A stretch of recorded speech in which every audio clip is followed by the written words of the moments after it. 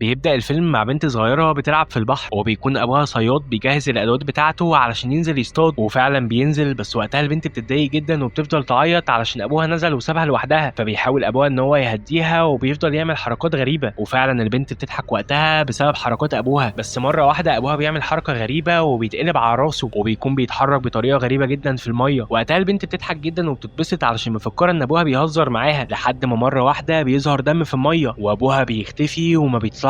فبتفضل وقتها البنت تعيط جامد جدا، واهل القريه وقتها بيكونوا شكوا ان في شيطان هو اللي عمل كده، فبيستدعوا صياد شياطين عشان ينقذهم ومحدش تاني يموت. وبيفضل صياد الشياطين ده يقول تعاويذ كتير وبيرمي حاجه في الميه وبتفرقع، وبيقدر فعلا ان هو يقتل سمكه كبيره جدا. وقتها اهل القريه بيكونوا مذهولين جدا من ده، فبيقول لهم وقتها ان الشيطان هو اللي كان متحكم في السمكه دي، وان السمكه دي هي اللي موتت الراجل ده. فوقتها بيشكروا جدا اهل القريه. بس بيخش وقتها واحد اسمه تانجو بيقول لهم ان الراجل ده كذاب، وان السمكه اللي موتت الراجل دي سمكه عاديه وما فيهاش شيطان. وبنعرف وقتها ان تانج ده صياد شياطين برضه بس عنده خبره كبيره. وقتها بيروح لصياد الشياطين التاني وبيقول لاهل القريه ان تانج ده متواطئ مع الشياطين، فاهل القريه بيفضلوا يضربوا تانج وبيعلقوه وبيربطوه، وبعدها بينزلوا يحتفلوا في البحر عشان مفكرين ان الدنيا بقت امان. وقتها تانج بيكون متضايق جدا عليهم، وفعلا بيجي وقتها شيطان وبيبلع واحده منهم، فبيخافوا جدا كلهم وبيطلعوا يجروا بره الميه. ولما بيطلعوا على الجسر بيكونوا فاكرين ان هم خلاص بقوا في امان، فوقتها بيسحب شيطان منهم واحد بلسانه. وقتها البنت بتخاف جدا وبتحاول تجري لمامتها، بس الشيطان بيطلع لسانه وبيصطادها. وقتها اهل القريه بيجروا عليها وبيحاولوا ينقذوها، وبيقدروا ان هم يقطعوا اللسان بتاع الشيطان. بس وقتها البنت بتتزحلق وبيمسكوها في اخر لحظه، بس للاسف الشيطان وقتها بيبلع الطفله. وقتها الام بتتقهر جدا على بنتها، فبتنط في الميه وبتحاول تدور عليها باي طريقه، والشيطان وقتها بيطلع لها وبيكون متعصب جدا، والست بتكون مرعوبه وبتحاول تستعطف الشيطان، بس طبعا مش بيفرق له وبيبلعها. وبيكون وقتها تانج بيحاول يفك نفسه من الحبال اللي هم ربطوه بيها، وبيفضل وقتها الشيطان يكسر في الجسر ده بديله، وبيكون في طفل هيقع في البحيره، بس بيكون تانج وقتها اتحرر وبيقدر ان هو يلحقه قبل ما يقع. وبيكون الشيطان وقتها هيهجم عليه، بس بيقدر تانج ان هو يهرب ويحبس الوحش على حته خشبه. بعدها بيودي الطفل لامه وبيطلع تانج الصياد المزيف اللي بيكون مستخبي وقتها زي الجبان. بس بتيجي وقتها بنت مليانه وبتكون خايفه جدا وبتجري علشان تهرب وما تموتش، وبتقع البنت دي على خشبه اللي الشيطان كان محبوس عليها، فبيطير الشيطان وبينزل على الصياد المزيف وبيخلص عليه. وقتها بنشوف ان الشيطان بيموت وبيتحول لشكل راجل ضعيف، وبيكون اهل القريه عايزين يقتلوا الشيطان ده، بس تانج بيوقفهم وبيقول لهم هجرب اعمل حاجه الاول. وفعلا بيجيب تانج آلات موسيقيه وبيقعد الشيطان قدامه وبيفضل يغني اغاني غريبه ويعمل حركات غريبه. فوقتها الشيطان بيتعصب جدا وبيفضل يضرب في تانج، وقبل ما يقتله في واحده بتيجي بتمسك الشيطان وبتفضل تجر فيه، وبتقدر وقتها ان هي تحبس الشيطان جوه كيس مسحور، وبتحول الكيس ده للعبه صغيره. وبنعرف وقتها ان البنت دي اسمها دوان، وبنعرف برضو ان هي صياده شياطين زي تانج. وقتها تانج بيكلمها وبيقول لها على اساليبه في محاربه الشياطين، بس هي بتتريق عليه وبتفضل تضحك. وبعدها اهل القريه بيشكروها جدا علشان هي انقذتهم. بيروح بعدها تانج لمعلمه وبيكون متضايق جدا، فبيواسيه معلم وبيقول له ما تتضايقش انت عملت اللي عليك، وبيديله وقتها مهمه تانية وبتكون مجموعه شياطين متخفيه في مطعم، وبيكون الشياطين دي بياكلوا الزباين لحم بني ادمين. وفعلا بيروح تانج وبيخش المطعم وبيكون الناس بياكلوا ومبسوطين جدا. وقتها بتيجي واحده تستقبل تانج وبتدخله، بس تانج بيكون عارف حقيقتها وان هي شيطان متخفي، فبيقول لها اظهري على حقيقتك. وفعلا بتظهر على حقيقتها وبتروح عشان تضرب تانج، وبيكون وقتها تانج مرعوب جدا. بس قبل ما تلمسه بتظهر دوان وبتفضل تحاربها، وبتقدر ان هي تتغلب عليها وبتحولها لتراب. وبعدها بتفضل تحارب كل الشياطين في المطعم ده وتحولهم لتراب. بس وقتها بيكون في شيطان بيتسحب من وراها عشان يضربها، بس دوان بتاخد بالها منه وبتحاربه وبتجيب حلقات كتير وبتفضل تضرب الشيطان ده في وشه. وقتها وشه بيتقطع وبنعرف ان مناخيره شبه مناخير الخنزير. بس بعدها بيعرف الشيطان ده ان هو يتصدى للحلقات بمجرفه كانت معاه، وبيروح وقتها علشان يهاجم دوان، بس بتطلع دوان حلقات علشان تقدر تتصدى للمجرفه دي. بس للاسف الحلقات مش بتتصدى ليها وبتكون دوان هتموت، بس بتقدر دوان ان هي تهرب في اخر ثانيه. وبعدها بتنط فوق الشيطان وبتضرب الشيطان برجلها، وبيظهر وقتها الوش الحقيقي للشيطان اللي بيكون على شكل خنزير. بعدها بتكتف دوان الشيطان وبتنده على تانج عشان يساعدها ويمتص روح الخنزير، وفعلا بيحاول تانج ان هو يعمل ده، بس لما بيبص في وشه بيخاف جدا، ومن الخوف بيقع على وشه بالغلط وبيمتص تانج روح الشيطان ببقه، وبيتحول وقتها لون جسم تانج اللون الازرق. بس وقتها بتلحقه دوان قبل ما يموت وبتاخد روح الشيطان وبتحطها جوه الكيس السحري. بس بنعرف وقتها ان الشيطان ده كان اقوى من الكيس السحري وبيفضل يتحرك جواه كتير جدا لحد ما بيقدر ان هو يقطعه وبيظهر بشكله الحقيقي الكامل. وقتها بيهرب دوان وتانج بسرعه والمطعم اللي وراهم بينهار، وبتقلع دوان وقتها هدومها قدام تانج وبيكون عندها اصابه خطيره مطرح المجرفه، فبتطلب من تانج ان هو يضغط على الجرح، وفعلا بيوافق تانج. وبيكون تانج وقتها دايب في دوان ونسي ان هو كان بينزف، فدوان بتغمض عينها علشان تخلي تانج يبوسها، بس تانج بيفتكر ان هو راهب وبيطلع يجري علشان ما يغلطش معاها. بيروح بعدها تانج للمعلم بتاعه وبيكون متضايق جدا ان هو ما قتلش شيطان الخنزير، فبيقول له المعلم وقتها ان شيطان الخنزير ده قوي جدا وعلشان تقدر تتغلب عليه لازم تروح لرئيس الشياطين وتاخد مساعدته. وبيقول له ان رئيس الشياطين ده هيوافق يساعدك عشان محبوس بقاله 500 سنه ونفسه يطلع. وفعلا بعدها بيسافر تانج عشان يروح له، بس وهو ماشي بيقع في فخ عملوه 5 اشخاص، وبنعرف وقتها ان ال5 اشخاص دول المساعدين بتوع دوان. وبنعرف وقتها ان دوان بتوقعه في الفخ علشان هي بتحبه وعايزه تتجوزه. فاول ما بتقول له دوان كده بيرفض تانج علشان هو راهب ومن قوانين الرهبنه ان هو ما يتجوزش طول حياته ويفضل اعزب. فبتتعصب جدا دوان وقتها وبتحبس تانج وبتقعد تفكر كتير جدا تعمل ايه عشان تخليه يحبها ويتجوزها. بتيجي وقتها اخت دوان وبتنصحها ان هي تبقى انثى اكتر وبتقول لها تجرب ترقص له علشان تجذبه ليها. فبتحاول وقتها دوان ان هي ترقص له بس مش بتكون بتعرف ترقص خالص. فبتقترح عليها اختها وقتها ان هي تعمل لها تعويذه وبتكون التعويذه دي بتخلي دوان تقلد نفس الحركات اللي اختها بتعملها. وفعلا بتروح دوان بعدها لتانج، بس وقتها التعويذه دي بتبوظ وبتفضل تضرب تانج وهي مش قاصده. ووقتها بتقع التعويذه على تانج بالغلط، واول ما بتقع التعويذه دوان بتفوق وبتعرف ان هي كانت بتضرب حبيبها. فبتتضايق جدا وبتخرج ومش بتكون عارفه ان التعويذه لسه شغاله على تانج. فبتبدا اختها ان هي ترقص وتانج بيقلدها وبيعمل نفس حركاتها. وقتها بيجي المساعدين بتوع دوان وبيشوفوا الحركات بتاعه تانج وبيفضلوا يتريقوا عليه عشان بيفضل يرقص وبيروحوا بعدها وبيضربوه. فبتيجي وقتها اخت دوان بسرعه عشان بتكون حست بالالم بتاعه وبتأمرهم ان هم يوقفوا ضرب وبتفهم اللي حصل. بعدها بيوصل الشيطان الخنزير وبيكون متعصب جدا فبيخافوا كلهم وبيحاولوا يهربوا في العربيه، بس بيقدر الشيطان الخنزير ان هو يسبقهم وبيجري ناحيتهم. وقتها دوان بترمي تانج بره العربيه علشان بتكون بتحبه وخايفه ان هو يموت، وفعلا بيدمر الشيطان الخنزير العربيه. فبيروح وقتها تانج عشان يطمن على دوان، ولما بيلاقيها عايشه بيفرح جدا وبيحضنها. وبنعرف وقتها ان محدش اتصاب، بس بيرجع لهم وقتها الشيطان الخنزير وبيكونوا كلهم تعبانين من الصدام ده. فبيجي وقتها صياد شياطين متحكم في نمر ضخم وبيحارب الشيطان ده وبيقدر ان هو يرميه في الهواء، بس بيقدر الشيطان الخنزير في اخر لحظه ان هو يهرب. وبيجي معاه 2 صيادين تانيين، صياد منهم بيكون عجوز جدا والصياد التاني بيكون امير ومعاه خدامات بيرموا عليه ورد طول الوقت. وبيقولوا وقتها الامير ان هم الثلاثه مهمتهم ان هم يحاربوا الشيطان الخنزير ويهزموه. فبيتعصب جدا تانج وقتها وبيقول لهم انتوا بتعملوا كده علشان خاطر الفلوس بس، وبيقول لهم ان هم ما يستاهلوش يتقال عليهم صيادين. وقتها دوان بتقف في صف تانج وبتقول له ان عنده حق، بس تانج بيتعصب عليها جدا عشان عارف ان هي بتعمل كده علشان بتحبه وبيقول لها كفايه بقى انا ما بحبكيش، وبيطلب منها ان هي ترجع له الكتاب بتاعه. فوقتها بتتعصب دوان وبتطلع الكتاب بتاعه وبتقطعه. بعدها بتضرب تانج وبتتف عليه وبتوقعه وبتسيبه وبتروح لحضن الامير عشان تغيظه، بس هو مش بيهتم وقتها وبيمشي. بنروح بعدها باسبوعين وبيكون تانج سافر للمكان اللي فيه ملك الشياطين وبيكون بيدور على زهره معينه المعلم بتاعه قال له عليها، وقال له ان انت لو لقيتها هتلاقي ملك الشياطين موجود تحتها. وفعلا بيلاقيها تانج وبيلاقي تحتها حفره فبينزل فيها، وبيكون موجود وقتها في الحفره دي راجل عجوز جدا بيقول لتانج ان هو ملك الشياطين، بس بيكون شكله متبهدل جدا فبيشك تانج ان هو ده ملك الشياطين، بس بيكمل معاه للاخر عشان يجيب اخره. وقتها بيقول له تانج انا محتاج مساعدتك في ان انا اهزم الشيطان الخنزير. فبيقول له ملك الشياطين وقتها اكسر الصخره دي وهتقدر تهزمه. وبنعرف ان الصخره دي هي الختم اللي الشيطان محبوس في الكهف بسببها. وبنعرف برضه ان هو بيحاول يغفل تانج، بس بيكون تانج عارف الاعيبه ومش بيوافق. فبيتضايق جدا وقتها ملك الشياطين وبيحاول ينط بره الكهف، بس بتوقفه حبال سحريه وبتكهربه وبيقع تاني، وبتفضل الحبال السحريه دي تجلد فيه. وقتها الشيطان ده بيصعب على تانج جدا فبيديله موزه علشان ياكلها. فبيهدى الشيطان شويه وبيقول له على طريقه يقدر يوقف بيها خنزير، وبيقول له ان الشيطان الخنزير كان بيحب مراته جدا وكانت دايما بترقص له تحت ضوء القمر، فلازم نجيب واحده حلوه ترقص له واول ما يجي سيب لي انا الباقي. وقتها بتخش عليهم دوان بعد ما بتكون سمعت الخطه بتاعتهم كلها وبتقول لهم وقتها انا اللي هرقص له وانتم امسكوه، بس تانج بيرفض جدا في الاول. فبتروح دوان ناحيه ملك الشياطين وبتفضل تتدلع عليه، وبيحاول وقتها ملك الشياطين ان هو يعلمها الرقص وبيبان ان تانج غيران جدا عليها. بعدها بيجي الليل وبيبداوا ينفذوا خطه وبتفضل دوان ترقص تحت ضوء القمر وبيكون تانج بيعزف لها. وبنعرف وقتها ان تانج وقع في حبها، وفعلا بيجي وقتها الشيطان الخنزير وبيقدر ملك الشياطين ان هو يقول تعويذه ويوقعه في الكهف وبيحوله لخنزير صغير وكيوت. فبيشكروا جدا وقتها تانج ودوان، وبتقدر دوان ان هي تحوله للعبه صغيره وبتدي وقتها اللعبه دي لتانج كهديه منها علشان يقدر يتعلم عليها ويستخدم طريقته في السحر. بعدها بتعرض دوان عليه ان هو يتجوزها للمره الثانيه وبتلبسه خاتم وبتقول له انت خلاص اتجوزتني. فبيحاول تانج ان هو يقلع الخاتم ده باي طريقه وبيقول لها ان هو مش بيحبها ومش عايز يتجوزها. فبتعيط وقتها دوان وبتاخد الخاتم منه وبتديله كتاب الاغاني بتاعه بعد ما لزقته بتسيبه وبتمشي. وقتها بيشكر تانج الملك وبيطلع من الكهف وبيفضل يبص لضوء القمر وبيكون حزين بسبب دوان، وهو قاعد بيطلب منه ملك الشياطين ان هو يشيل الزهره اللي على الكهف وبيقول له عشان اقدر استمتع بضوء القمر معاك. وفعلا بيوافق تانج وبيشيلها. وبنعرف وقتها ان ملك الشياطين بيخدعه عشان يفك التعويذه وان التعويذه اصلا معموله بالزهره دي، وفعلا التعويذه بتتفك وبتتحرق كل الازهار، وبيقدر الملك الشيطان ان هو يطلع وبيقف قدام تانج وبيقول له وقتها انا استغليتك عشان تحررني وانا خلاص اتحررت. فبيقول له تانج وقتها انت اتحررت من التعويذه وطلعت من الكهف، بس بوذا لسه بيبص عليك. فبيبص وقتها ملك الشياطين على السماء وبيتعصب جدا من تانج، وبيفضل يقطع في شعر تانج لحد ما بيقطع شعره كله، وبيكون لسه تانج عنده اراده وبيصلي. وقتها بيبص الملك وراه وبيلاقي الصيادين الثلاثه، فبيهاجموا اول صياد بس بيقدر الملك ان هو يقتله بسهوله. وقتها بيهاجموا بسرعه الصياد العجوز وبتكون رجله عملاقه جدا وبيدوس على ملك الشياطين، بس بيقدر ملك الشياطين ان هو يخترق رجله بسهوله وبيرميه بعدها عند الصياد الامير. فبيتعصب جدا الصياد الامير وبيطلب من المساعدين بتوعه ان هم يرموه بعيد، وبيحدف وقتها سيف على ملك الشياطين. فبيحاول ملك الشياطين ان هو يمسكه بس مش بيقدر وبيطيره. بعدها بيفضل الامير يحدف عليه سيوف كتير جدا، بس بيقدر ملك الشياطين وقتها ان هو يتجاوزهم كلهم، وبتكون السيوف دي قويه جدا لدرجه ان هي بتكسر عصايه الشيطان، بس لما بتوصل لجسم الشيطان مش بتقدر تخترقه وبتتكسر. بعدها بيروح الشيطان عند الامير وبيحوله لرماد. بيرجع بعدها لتانج وبيقول له دورك جه، بس بتطلع دوام من ورا تانج وبتهجم على الشيطان، وبيقول لها تانج وقتها انت ايه اللي جابك، ارجوكي اهربي. بس مش بتسمع كلامه دوان وبتفضل تحارب الملك الشيطان، بس طبعا مش بيكون في اي منافسه ما بينهم، وبيقدر ان هو يضربها بقوه وبيرميها بعيد. وقتها تانج بيكون متضايق جدا وبيروح يطمن عليها، فبتقول له وقتها دوان انت بتحبني ولا لا. فبيعترف لها وقتها تانج بحبه، وبيقول لها ان هو كان بيحبها من اول مره شافها فيها. وللاسف بعدها دوان بتموت وبتكون بتعيط وهي بتموت، وبيمسك بعدها الملك الشيطان دوان وبيفجرها. بس بعدها بيبص وراه وبيشوف تانج في شكل غريب جدا، وبيكون تانج بيقرا الكتاب السحري بتاعه وبيقدر ان هو يستدعي بوذا من الفضاء، وبينزل وقتها بوذا ايده علشان يضرب الشيطان، بس بيرفض وقتها الشيطان ان هو يستسلم وبيتحول لغوريلا عملاقه، بس مش بيقدر يوقفها وفي الاخر بيتهزم. بعدها بيروح تانج لبعد مختلف وبيقدر ان هو يخلي ملك الشيطان الخدام بتاعه. بيروح بعدها للمعلم بتاعه وبيقول له انت دلوقتي بقيت قوي وتقدر تاخد المهمه اللي جايه، وبتكون المهمه دي ان هو يروح يجيب كتب مقدسه كانت مسروقه من الهند. وفعلا بيروح مع الشياطين اللي هو قدر يهزمهم في الاول واللي بيكون حولهم لخدامين ليه. بيبدا الفيلم في الهند وبيكون في راهب نايم اسمه تانج، وبيكون تانج ده كاهن بوذي وعنده هدف ان هو يخلص العالم من الشياطين ويجيب كتب مقدسه سريه من الهند ويديها للمعلم بتاعه في الصين. وبيكون تانج عملاق جدا وكل اللي حواليه صغيرين، وبيشوف وقتها ان المعلم بتاعه طاير حواليه وبيكافئه على تعبه ده وبيديله هاله منوره وبيطلب منه ان هو يحطها ورا راسه. وتانج وقتها بيكون فرحان جدا ومش مصدق نفسه، لكن فرحه تانج دي وقتها ما بتكملش وبيقوم من النوم وبيكتشف ان كل اللي شافه كان مجرد حلم وان رحلته لسه في بدايتها. وبعد كده بنشوف تانج وهو مكمل رحلته مع الملك القرد اللي اسمه ووكينج، واللي ما يعرفش الملك القرد ده فده في الجزء الاول كان تانج بيحاربه، بس بعد ما هزمه قدر ان هو يقيده ويخليه تابع ليه. وبيكون موجود في الرحله دي معاهم اتنين كمان، ولان هم بيكونوا محتاجين فلوس واكل بيشتغلوا مع فرقه سيرك عشان يقدروا ان هم يكملوا طريقهم. وبعد ما العرض بيبدا تانج بيطلب من ووكينج ان هو يطلع يشارك، لكن ووكينج وقتها بيرفض ده لان شايف ان اللي هم بيعملوه ما يليقش بيه. فتانج وقتها بيفضل يزن عليه لحد ما بيعصبه، ولما بيناديه بالقرد ووكينج بيفقد اعصابه وبيبدا يكسر كل حاجه قدامه. ووقتها بيقلب المكان كله والناس كلها بتهرب وهي مرعوبه، واهل القريه فعلا وقتها بيدوهم فلوس، بس بيكون السبب مش ان العرض عجبهم، بيكون عشان يمشوا من عندهم. وبعدها تاني يوم تانج بيصحى بدري عشان يدور على شويه ميه عشان يقدر ان هو يعمل بيهم الفطار، واثناء ما هو بيدور بيلمح بيت شكله غريب، ولما بيقرب منه شويه بتخرج له بنت جميله وبتستقبله وقتها بكل ترحيب وبتقول له هو واصحابه يدخلوا يفطروا عندهم. وفعلا بيدخلوا، وبعد ما بيدخلوا البيت بيلاقوا المكان كله مليان بنات وكلهم بيعاملوهم بكرم كبير، لكن ووكينج من اول ما بيدخل بيحس ان في حاجه مش مظبوطه، وبيعرف على طول ان البنات دول في الحقيقه شياطين عناكب، فبيفضل يستفزهم لحد ما بيكشفوا عن شكلهم الحقيقي وبتبدا معركه قويه جدا ما بينهم. اما ووكينج بيقدر في الاخر ان هو يهزم ملكه العناكب، ولما تانج يحاول يطهرها ويخلص روحها من الشر ووكينج بيسبقه وبيقضي عليها، وده بيخلي تانج يزعل منه جدا لان هو كان عايز ينقذها مش يقتلها. وبالليل ووكينج بيكون خلاص وصل لاخره وبيتكلم مع باقي الفريق وبيقول لهم ان هو ناوي يخلص من تانج لان هم تعبوا بسببه جدا، بس الاتنين التانيين بيحاولوا ان هم يمنعوه وبيفكروا ان تانج معاه ضربه كف بوذا اللي محدش يقدر يقف قدامها. وتانج وقتها بيكون بيسمع كلامه من بعيد وبيخاف لان هو في الحقيقه ما عندوش القوه دي، فبيقعد وقتها يدعي لبوذا ان هو ينقذه. وللصدفه وقتها واحد من الفريق بيسمعه وهو بيعترف بالحقيقه دي، فبيروح وقتها يقولها لوكينج، وساعتها ووكينج ما بيصدقش نفسه وبيقرر ان هو يواجه تانج، وفعلا بيهجم عليه، بس قبل ما بيوصل له فجاه بينزل نور قوي جدا من السماء وبيخليه يتراجع على طول، والنور ده وقتها بينجي تانج من غير ما يحصل له حاجه. وبعدها بيكمل تانج وباقي الفريق رحلتهم لحد ما بيوصلوا لمملكه بيكو، وهناك بيستقبلهم الوزير وبيرحب بيهم وبيوصلهم للقصر عشان يقابلوا الملك. ولما بيدخلوا القصر بيلاقوا الملك قاعد وحالته غريبه وبيكون مش مهتم باي حاجه حواليه، وكل اللي هو بيدور عليه ان هو يلاقي حاجه تسليه وتخرجه من الملل اللي هو فيه. وبعد ما بيعرف ان تانج واصحابه صحابه عندهم قدرات مختلفة بيطلب منهم ان هم يعملوا عرض قدامه عشان يتسلى، لكن تانج بيكون متردد لان هو مش جاي يقدم عروض. وساعتها هوكينج بيتدخل بطريقته وبيحط لتانج تعويذة بتخليه يقلد حركاته ويتحكم في جسمه من غير ما يقدر ان هو يوقف نفسه، وبيبدأ يستخدمه في العرض قدام الملك. وفي الاول الملك واللي في القصر بيكونوا مبسوطين باللي بيحصل والكل بيضحك، لكن هوكينج بيفضل مكمل وبيزودها اكتر لحد ما تانج بيلاقي نفسه بيعمل تصرفات محرجة قدام الناس. وبسبب التعويذة تانج بيبدأ ان هو يضرب الملك قدام كل اللي موجودين في القصر، والملك وقتها بيتعصب جدا. وبعدها الوزير بيتدخل عشان ينهي المشكلة وبيقدم لهم حاجات تساعدهم في رحلتهم، وبيطلب منهم ان هم يسيبوا المملكة وما يرجعلوهاش تاني. وبعد اللي حصل في القصر الخلاف ما بين تانج وهوكينج بيكبر جدا، لان تانج بيكون شايف ان اللي حصل ده كان بسبب تصرفات هوكينج وان هو كان لازم يتحكم في نفسه اكتر من كده، وبيطلب منه ان هو يركع له. ووقتها هوكينج بيرفض ده وبيقول له ان هو بيذله ومش بيفكر في مشاعره قدام الناس، وانه خلاه يعمل كده عشان يحس ان الامر مذل. لكن بعد كده تانج بيحس ان هو قاسي على هوكينج وبيقرر ان هو يعتذر له عن الطريقه اللي كان بيتعامل بيها معاه، فبينزل وقتها على رجله وبيركع له وبيطلب منه فرصه جديده. وهوكينج ساعتها بيسامحه وبيقدروا ان هم يتصالحوا مع بعض. وساعتها بيرجعوا للوزير وبيطلبوا منه فرصه كمان عشان يثبتوا نفسهم، فالوزير وقتها بيوافق ان هو يديهم الفرصه دي. وساعتها هوكينج بيشك ان الملك اللي قدامه مش طبيعي وان في حاجه غلط بتحصل في المملكه، فبيروح له وقتها وبيبدا يواجهه قدام كل اللي موجودين في القصر وبيفضل يضربه وبيحاول يكشف حقيقته. لكن الملك بيحاول ان هو يخبي حقيقته ويظهر ان هو بيلعب وبيفضل يضحك. وتانج وقتها بيكون مستغرب جدا من تصرفات هوكينج وبيحاول يفهم هو ليه بيهاجم الملك بالشكل ده، خصوصا ان مفيش دليل واضح قدامهم. لكن هوكينج وقتها بيكون مصمم على موقفه وبيكمل ضرب لحد ما شكل الملك بيبدا ان هو فعلا يتغير وبتبدا تظهر حقيقته. وساعتها بيكتشفوا ان الملك اللي قدامهم ده شيطان متخفي وان هوكينج كان عنده حق من البدايه. وبعد ما بتبدا تظهر حقيقه الشيطان بتبدا مواجهه ما بينه وما بين هوكينج، وهوكينج وقتها بيدخل في قتال قوي جدا معاه عشان ينقذ الملك الحقيقي. وبعد معركه طويله هوكينج بيقدر ان هو يهزم الشيطان وبيكشف الخدعه اللي الشيطان كان عاملها. ووقتها الملك الحقيقي بيقدر ان هو يطلع من مكانه بعد ما كان محبوس. وقتها اهل المملكه بيعرفوا ان تانج واصحابه هم اللي انقذوهم، والملك الحقيقي وقتها بيشكرهم على اللي عملوه وبيكافئهم على مساعدتهم. وبعد ما الملك بيكافئ تانج واصحابه بيقرر ان هو يكافئهم ببنت جميله تكمل معاهم الرحله لحد الهند، وبيكون البنت دي اسمها فليستي. بس وقتها تانج بيرفض ده وبيقرر ان هو يمشي من المملكه من غير ما ياخدها معاه. بس طول الليل وقتها تانج بيفضل يفكر فيها وبيفتكر حبيبته القديمه دوان واللي حصل ما بينهم، وبيبدا وقتها يندم ان هو ما خدش فليستي معاه. وفي تاني يوم الصبح تانج بيرجع تاني للمملكه وبيطلب من الملك وقتها ان هو ياخد فليستي معاه، فالملك وقتها بيوافق ان هو يديها له وبعدها بيكملوا الرحله بتاعتهم. وبعد ما فليستي بتنضم للفريق بيحصل مشاكل كبيره جدا ما بينهم، خصوصا ان هوكينج مش بيكون مرتاح لها وبيفضل يقول لتانج ان هي شيطان وان هي مش سهله. ووقتها هوكينج بيبدا فعلا ان هو يثبت لتانج ان هي شيطانه، فبيطلع المرايه اللي بتكشف الشياطين وبيخليها تقف قدامها، لكن لما بتقف قدام المرايه ما بيظهرش اي حاجه. فبيحاول وقتها هوكينج ان هو يثبت كلامه بطريقه تانية، فبياخد من دمها وبيحطه على المرايه وبيقول ان هي لو كانت شيطانه حقيقتها هتظهر قدام المرايه، لكن برضه المرايه ما بيحصلش فيها اي تغيير، وده بيخلي تانج يصدق ان هي بنت عاديه ويشوف وقتها ان هوكينج بيظلمها بسبب شكه فيها. لكن هوكينج بيفضل مقتنع ان احساسه صح وان في حاجه مستخبيه ورا فليستي. وبعد ما فليستي بتاخد تانج لعيلتها وهوكينج بيفضل ماشي وراهم وهو لسه مش مطمن لها. بعدها بيوصلوا للمكان اللي هي بتقول ان هو بيت عيلتها، وهناك تانج بيقابل اهل فليستي وبيبدا يصدق اكتر ان هي مجرد بنت عاديه. لكن هوكينج وقتها بيكون لسه شايف ان في حاجه غلط وبيفضل يراقب كل تصرف حواليه لان هو حاسس ان المكان ده مش طبيعي. وبعدها بيبدا يهاجم اهل فليستي عشان تتحول لشيطان وتبدا تدافع عنهم، لكن ده وقتها مش بيحصل. ومع زياده الخلاف ما بينهم هوكينج بيحس ان تانج مش بيثق فيه رغم كل اللي هو عمله علشان يقدر ان هو يحميه، وبيبدا وقتها الغضب يسيطر على هوكينج والخلاف اللي ما بينهم وقتها بيتحول من مجرد خلاف لمواجهه. فتانج وقتها اللي كان طول الوقت بيعتمد على هوكينج وبيحتمي فيه بيلاقي نفسه المره دي قدامه كخصم مش كصديق. وهوكينج كمان بيبدا ان هو يتعامل مع تانج بطريقه مختلفه وكأن كل اللي بينهم من ثقه وود بدا ان هو ينهار بسبب اللي حصل، وده بيخلي العلاقه بين الاثنين توصل لاصعب نقطه من بدايه رحلتهم. وبعدها فليسي بتروح لتانج وهو قاعد لوحده وبتبدا تساله عن دوان حبيبته القديمه وبتخليه يحكي لها عن اللي حصل ما بينهم. وساعتها تانج بيفتكر دوان وان هي كانت صياده شياطين زيه وان هما الاثنين كانوا بيحبوا بعض جدا، وبيحكي لها وقتها ان هوكينج كان السبب في موتها وان الحادثه دي فضلت مأثره فيه لحد دلوقتي لانه ما عرفش ان هو يحميها وخذلها. وفليسي وقتها بتسمع كلامه وبتحاول تقرب منه اكتر. وفي نفس الوقت ده بنشوف هوكينج وهو اتحول لشيطان وبدا يدمر في القريه ويقتل في كل الناس اللي فيها، وبيقولوا لهم ان هوكينج بيدمر في القريه ولازم نسيطر عليه. فبيجري وقتها بسرعه تانج وفليسي وبيروحوا للقريه وبيلاقوها كلها متدمره وان هوكينج قتل اهل القريه، فوقتها بيتصدموا وساعتها بتخاف فليسي على اهلها. وبنشوف وقتها ان هوكينج مستنيهم وبيفضل يضحك، وساعتها بيسالوا تانج هو ليه عمل كده، فساعتها بيرد عليه هوكينج وبيقول له ان هو السبب في ده علشان هو مش بيصدق اي حاجه هو بيقولها له. وبيقول له ان كل اللي قتلهم دول شياطين، وبيقول له برده ان هو هيقتلها هي كمان، وساعتها بيخاف عليها تانج وبيحاول ان هو يبعدها عنه، وبنشوفه وقتها وهو بيحاول ان هو يستخدم تعويذه تهديه، ولكن ووكينج بيقدر ان هو يمنعه، وساعتها ووكينج بيبعد تانج عن فيليستي وبيكون لسه هيضربها، بس تانج بياخد بدلها الضربه، ومن كتر خوف فيليستي على تانج بتبدا تعترف ان هي فعلا شيطان، وساعتها تانج بيتصدم جدا وبتبدا تقول الحقيقه، ولما بيسمع ووكينج الحقيقه بيتحول لكائن ضخم جدا وبيمسك تانج وبياكله، وساعتها فيليستي بتنهار وبتبدا تحاول ان هي تنقذ تانج وبتحاول ان هي تطلع على ووكينج، وبيبعد وقتها ووكينج عن المكان وبيوصل لاعلى جبل، وساعتها بنشوف الوزير وبنشوف ان هو اللي طلب من فيليستي ان هي تدخل ما بين فريق تانج عشان تسبب الفتنه ما بين تانج وما بين ووكينج، وبيبان وقتها الوزير على حقيقته وبنعرف ان هو شيطان، ولما بيبدا يعترف بالحقيقه وان هو كان عايز يستولي على ووكينج بنشوف ان ووكينج ما قتلش تانج وبنعرف ان هو لسه عايش، وساعتها تانج بيقول له ان الخلاف اللي ما بينهم والعداوه اللي ظهرت كانت مجرد تمثيليه عشان يخلوا الشياطين يصدقوا ان هم بقوا اعداء ويكشفوا اللي ورا خطتهم، وبعدها بتبدا المعركه الاخيره لما الوزير بيستدعي قوه كبيره وبيحاول ان هو يقضي عليهم، ووكينج وقتها بيدخل القتال بكل قوته وبيحاول ان هو يحمي تانج وباقي الفريق، ومن الناحيه التانيه تانج بيحاول يواجه الشر باكتر من طريقه ويتخلص من الوزير، وفي النهايه تانج بيستدعي قوته الروحيه وبيستدعي قوه بوذا وبيظهر الكف اللي بيقضي على الشياطين وبينهي المعركه، وبعد انتهاء المعركه تانج بيروح لفليستي عشان يحرر روحها من الشر، وهي وقتها بتطلب منه ان هو يتخلص منها عشان الشر اللي جواها كبير جدا وخايفه ان هو يتاذي بسببه، بس ساعتها فليستي بتعترف لتانج ان هي بجد كانت بتحبه وبتساله اذا كان هو كمان بيحبها ولا لا، بس تانج وقتها بيقول لها ان هو لا ولسه شايل في قلبه حب دوان ومش قادر ان هو ينساها، وساعتها بتبدا روح فليستي ان هي تتحرر وبتودع تانج، وبيرجع وقتها تانج ووكينج وباقي الفريق يكملوا رحلتهم للهند من جديد بعد ما رجعت الثقه ما بينهم وبقوا اقوى من الاول. ده كان الملخص بتاع جزئين فيلم جورني تو ذا ويست، يا ريت لو عجبوك تعمل لايك وسبسكرايب للقناه وتقول لي ايه الافلام التانية اللي انت عايزني اعملها، ولو انت وصلت لحد هنا عشان تثبت ان انت وصلت قول لي الايموجي اللي هيظهر لك دلوقتي، وسلام.